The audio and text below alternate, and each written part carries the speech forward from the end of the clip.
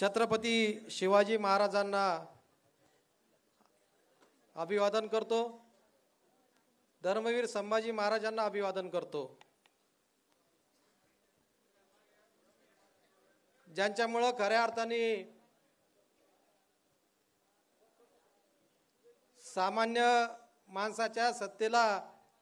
माणसासाठी सत्तेचे दार ज्यांनी उघडे करून दिले आणि खऱ्या अर्थानं मराठी माणसाचा कणा आणि बाणा त्यांनी साबूत ठेवला असे हिंदुहृदय सम्राट वंदनीय बाळासाहेब ठाकरे यांना वंदन करतो।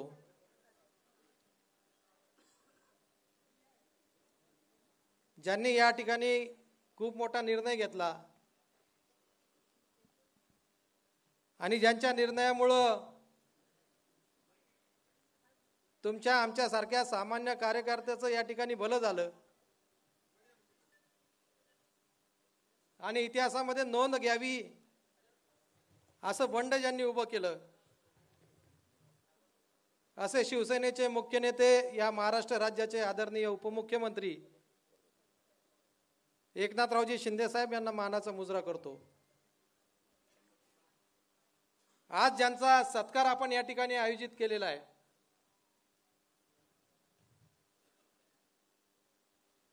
आणि खऱ्या अर्थानं जे आमदार या सगळ्या बंडखोरीच्या इतिहासामध्ये पुढाकारावर होते, अनेक लोकांना असं वाटत होतं की ते चौथ्यांदा निवडणुकीला उभी आहे, ते निवडूनच येणार नाही, पण ते निवडून पण आले। नंतर लोकांना वाटत होतं हे मागच्या वेळेस पण मंत्री होणार होते, आता काही ते मंत्री होणार नाही, ते मंत्री पण झाले ते कॅबिनेट मंत्री झाले।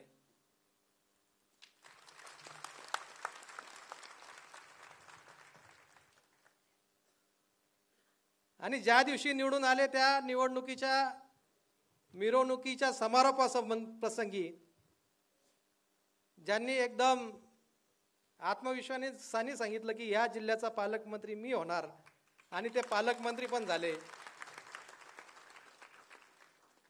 असे आदरणीय महाराष्ट्र राज्याचे समाज कल्याण मंत्री तथा छत्रपती संभाजीनगर या ऐतिहासिक शहराचे पालकमंत्री नामदार संजयजी शिरसाट साहेब, त्यांच्यासोबत मध्य विधानसभेचे आमदार माननीय प्रदीपजी जयस्वाल साहेब आणि प्रत्येक पक्ष या ठिकाणी फक्त एवढं म्हणतो की आम्ही स्त्रियांना सन्मान देतो, आम्ही स्त्रियांना आदराचं स्थान देतो, परंतु कोणतंही आरक्षण नसताना या ठिकाणी ज्या महिलेला माननीय एकनाथ शिंदे साहेबांनी तिकीट दिलं आणि निवडून आल्या अशा संजनाताई जाधव आणि प्रत्येक यशस्वी पुरुषामागे एका स्त्रीचा हात असतो, म्हणजे ज्यांच्या घरच्याचा हात असतो, अशा विजयाताई शिरसाट, आमच्या ताई साहेब हर्षदाताई शिरसाट, आमचे सहकारी शिवसेनेचे सहसंपर्क सिक्वेन्स जरा गलत हो गई फिर अभी ऍडजस्ट कर लो। त्यांचं वय किती सांगता येणार नाही, पण त्यांच्या चेहऱ्याकडे बघून असंही आजही वाटतं की हा कोणत्या कॉलेजचा विद्यार्थी, असे विकास भाऊ जैन,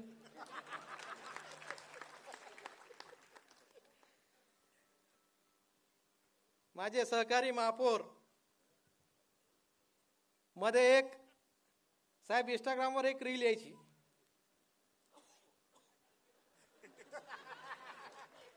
आणि ती रील अशी असायची की माझं नाव गंठन कुमार, माझ्या मालकाचा वाडा होता, त्याच्याकडे 12 म्हशी होत्या, मी दूध काढायचो, ते म्हशीचे निघालेलं दूध नेऊन विकायचे,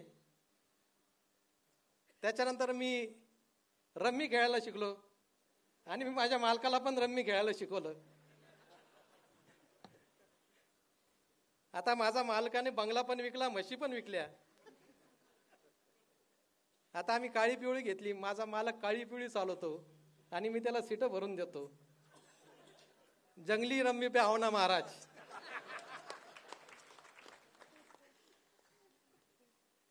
दंडू भाऊला समजलं हे पुरे गंटन कुमार खैरे साहेबाच्या जवळ जमा झालेले. त्याच्यामुळं तिकडं काही खरं आता नाहीये. त्याच्यामुळं योग्य वेळी एक योग्य निर्णय घेऊन ते आमच्या पक्षामध्ये आले. आणि ते आल्यानंतर आमच्या सगळ्या पदाधिकाऱ्यांनी त्यांचं खरंच स्वागत केलं.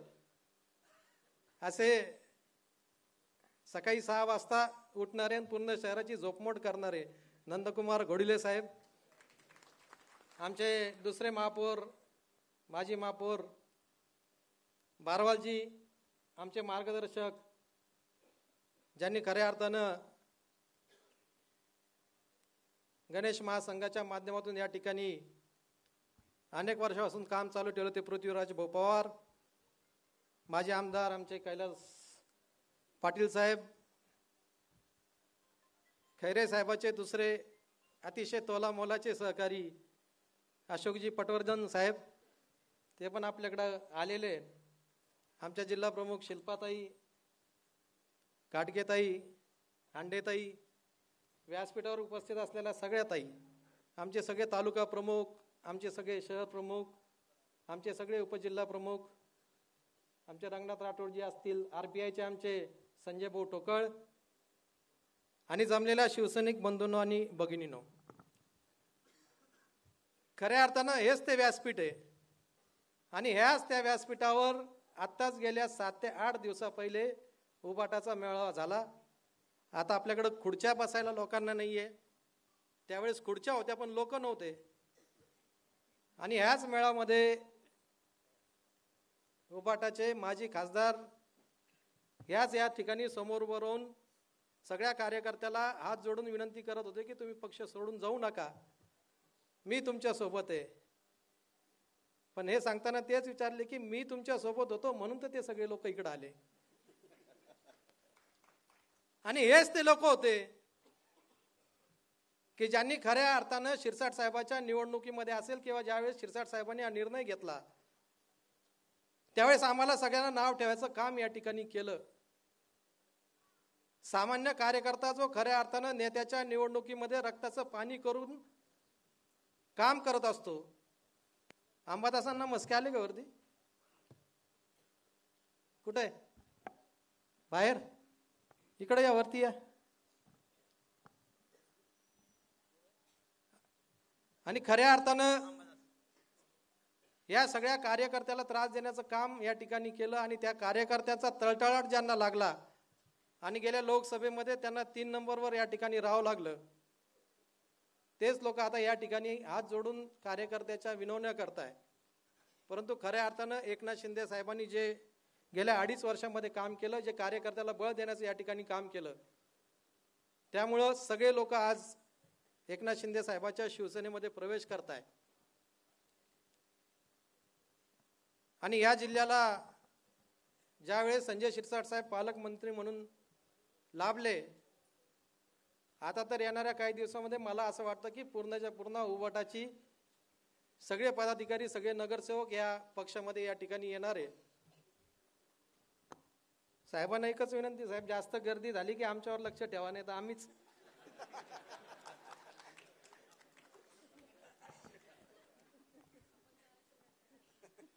पहिले कसं 1 इनोव्हाच्या गाडीमध्ये मागे 4 लोक राहायचे, 5वाला की पलीकडच्या दरवाजातला बाहेर, तसं नाही झालं पाहिजे.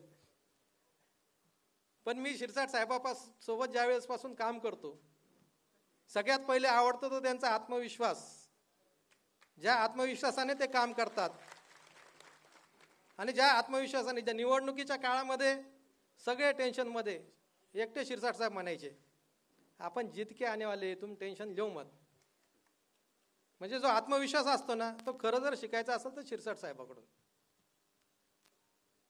मग त्याच्यानंतर घडणाऱ्या प्रत्येक गोष्ट, आणि एक गोष्ट मला या ठिकाणी ज्यावेळेस मी त्यांच्यासोबत जास्त प्रमाणात राहत होतो तेव्हा एक गोष्ट लक्षात आली. शिरसाट साहेबांना जे 2 वर्षानंतर करायचं असतं, 3 वर्षानंतर करायचं असतं ना, त्याचं नियोजनाची सुरुवात ते आजपासून करतात. ते 2 वर्षापासून कुठंतरी वाटायचं की शिरसाट साहेब काहीतरी मोठं स्फोट करणारे, कांड करणारे, पण सांगत काहीच नव्हते. आणि ज्या दिवशी ते मुंबईहून सुरतला गेले त्या दिवशी त्याच्या मागच्या 2 वर्षाचा पूर्ण कार्यकाळ माझ्या डोळ्यासमोर फिरला की जे शिरसाट साहेब या ठिकाणी म्हणत होते त्याचा अर्थ असा निघत होता. आणि खऱ्या अर्थानं आजचा क्षण आपल्यासाठी खरंच आनंदाचा क्षण आहे. कारण राजकारणामध्ये काम करत असताना ज्या माणसांनी खऱ्या अर्थानं संघर्ष केला, ज्या माणसांनी खऱ्या अर्थानं सर्वसामान्य परिस्थिती बघितली, त्या माणसाला एवढ्या मोठ्या खुर्चीवर जाऊन बसलेलं पाहून तुमच्या आमच्यासारख्या कार्यकर्त्याच्या मनाला खरंच आनंद होतो की हा आपल्यातला माणूस आहे आणि आज आपल्यातला माणूस या ठिकाणी मोठा झालाय. अनेक लोक निवडणुकीच्या काळामध्ये मोठ्या मोठ्या गर्जना करत होते. सांस्कृतिक मंडळाचं एक वाक्य मला चांगलं आठवतं की साहेब हे सगळे गेलेले 5 लोक एकही माणूस विधानसभा बघणार नाही.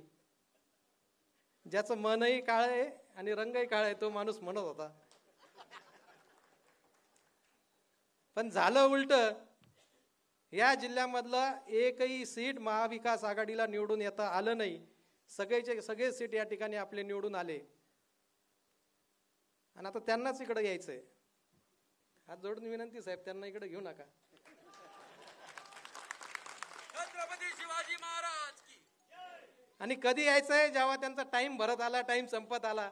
आता ऑगस्ट 2025 मध्ये त्यांचा टाइम संपणार आहे म्हणून त्यांना इकडे यायचंय. ते शिरसाट साहेब बोलले ते त्यांना चालतं. माझ्यासारखं मी ठरवलंय आता.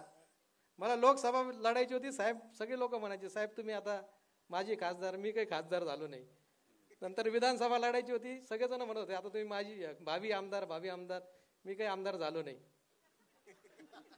आता नंदूभाऊ आले म्हणून मी काही महापौर होईल असंही मला काही शक्यता वाटत नाही.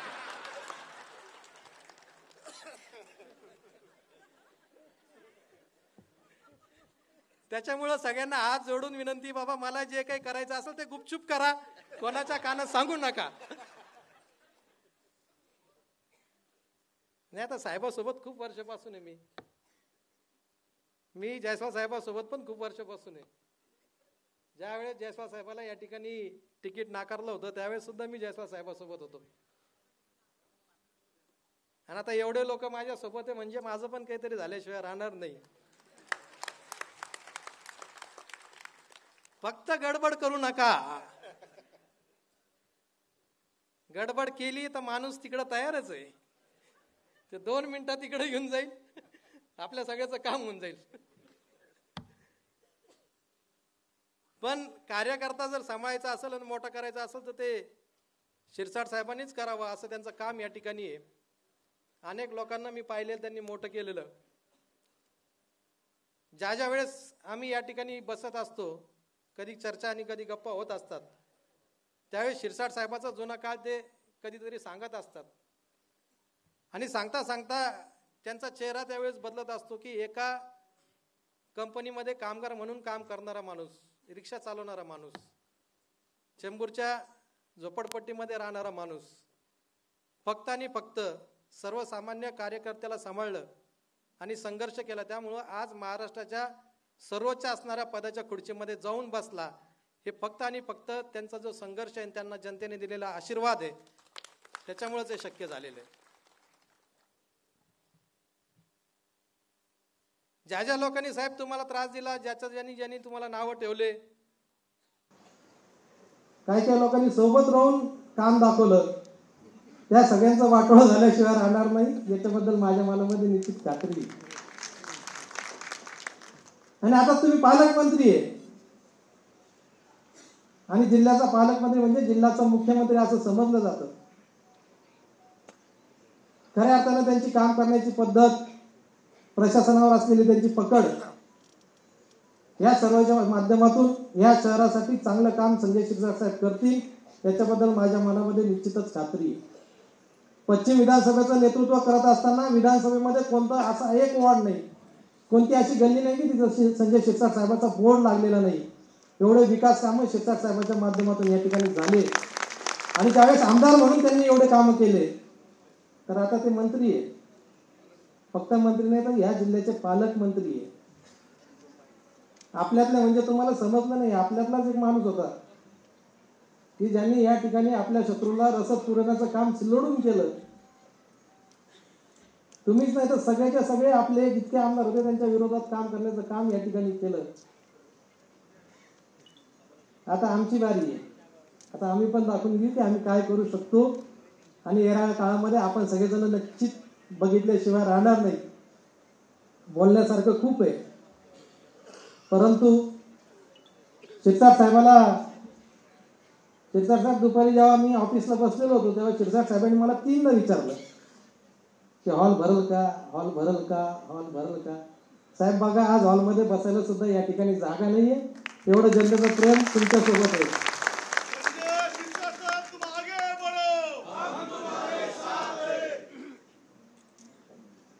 आणि आजचा सत्कार जे पुण्य या ठिकाणी शिरसाट साहेबांनी कमवलं आणि जी सेवा त्यांनी जनतेची या ठिकाणी केलेली आहे. ऑफिसमध्ये येणारे दिवसभरातून शेकडो लोक, त्यांच्या अनेक समस्या, माझ्यासारखा माणूस असता तर 10वा माणूस आल्यानंतर म्हटलं असतं आता बस झालं. आणि त्या प्रत्येक समस्यांची सोडवणूक करणारा एक प्रभावी नेतृत्व म्हणून शिरसाट साहेबांची ओळख या ठिकाणी निर्माण झालेली आहे. मी आई जगदंबेच्या चरणी प्रार्थना करतो की असंच यश साहेब तुम्हाला या ठिकाणी मिळत राहावं आणि नेहमी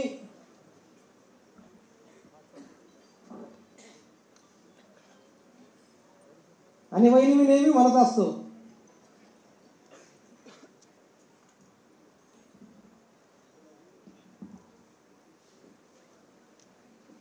वहिनी मी नेहमी म्हणत असतो, तुम्ही लेवस मी असं बोललो की तुम्ही बघतात माझ्याकडे की साहेब मंत्री झाले की कार्यकर्त्याचं बदल हो. पण आज सांगतो, छातीवर हात ठेवून सांगतो, साहेब मंत्री झाले, पालकमंत्री झाले, याच्यापेक्षा मोठा आनंद आम्हाला दुसरा कोणताच नाही. साहेबांनी आम्हाला एक पत्र दिलं नाही, एक काम दिलं नाही, तरी आम्ही सदैव साहेबासोबत कायम राहणार. आणि आम्ही असे पण लोक बघितले की ज्यावेळेस खऱ्या अर्थानं संघर्षाचा काळ होता आणि शिरसाट साहेबाचं ऑफिस फोडण्याचं नियोजन काही लोक करत होते आणि ज्यावेळेस आम्हाला माहीत नव्हतं, अनेक लोकांना असं वाटेल माहीत नसेल म्हणून सांगतो की आता सत्तेच्या बाजूने जायचं होतं म्हणून हे शिरसाट साहेबांसोबत गेले. पण आम्ही अशा वेळेस शिरसाट साहेबांकडे गेलो की ज्या वेळेस काय होणार हे कोणाला माहीत नव्हतं. शिरसाट साहेब आमदार राहतील का नाही राहतील हे पण कोणाला माहीत नव्हतं. त्यावेळेस आम्ही शिरसाट साहेबांसोबत गेलेलो आणि त्यावेळेस फक्त शिरसाट साहेबांच्या ऑफिसवर मी जाऊन बसायचो. म्हणून अधिकार नसताना चंद्रकांत खैरेंनी मेळावा घेऊन राजेंद्र जंजाळ वॉचमॅन म्हणून शिरसाट साहेबांच्या ऑफिस समोर बसतो म्हणून मी अकालपट्टी करतो अशी घोषणा त्या ठिकाणी केली. त्यांचं ते विदाऊट मिशीचं पोरगं मागं नाचत होतं हात बरोबर करून ज्यावेळेस माझी अकालपट्टी केली होती. ते व्हिडिओ आता काल परवाच आला. परंतु म्हणतात ना की जो माणूस प्रामाणिक असतो त्याला त्रास द्यायचा प्रयत्न केला की काय होत असतं ते लोकांनी त्यांना दाखवून दिलं. आता खैरे साहेब एकदा लोकसभेला हारले, परत विधानसभा लढायची म्हणत होते. मी शिरसाट साहेबांना म्हटलं होतं की साहेब काही करा, याला उमेदवारी मिळवून द्या, म्हणजे आपल्याला टेन्शनच राहणार नाही. तोही चान्स आता त्यांच्या हातातून गेलेला आहे. कदाचित महानगरपालिकेच्या निवडणुकीत ते स्वतःचं नजीब आजमावू शकतात, अशी शक्यता नाकारता येत नाही. त्याच्यामुळं त्यांच्यावर आता जास्त वेळ न बोलता मी आई जगदंबेच्या चरणी प्रार्थना करतो की आमच्या शिरसाट साहेबाला उदंड असं आयुष्य मिळू दे आणि खऱ्या अर्थानं जे जे काही पद या महाराष्ट्रामध्ये मोठे मोठे असतील ते सगळे पद त्यांना मिळू दे आणि राजकारणामध्ये जे अधिकार जी सत्ता त्यांच्या हातामध्ये आज दिल्या गेलेली आहे त्या सत्तेचा उपयोग सर्वसामान्य जनतेचे प्रश्न सोडवण्यासाठी होऊ दे, एवढीच प्रार्थना मी आई जगदंबेच्या चरणी करतो. समस्त शिवसेना शाखा संभाजीनगरतर्फे त्यांना खूप खूप शुभेच्छा देतो आणि थांबतो. धन्यवाद. जय हिंद, जय महाराष्ट्र.